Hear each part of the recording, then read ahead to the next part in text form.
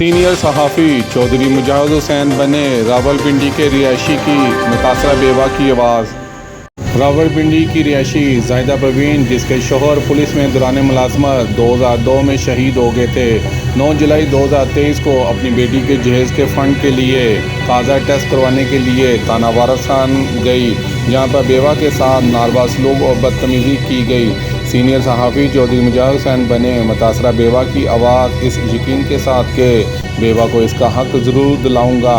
آئی جی Punjab doctor عثمان انور نے senior صحافی چودھری مجاہد حسین کی خبر پر نوٹس لیتے ہوئے ڈی ایس پی عادل رشید کو متاثرہ بیوہ کو فوری انصاف کے لیے رابطہ کرنے کی ہدایت جاری کر دی۔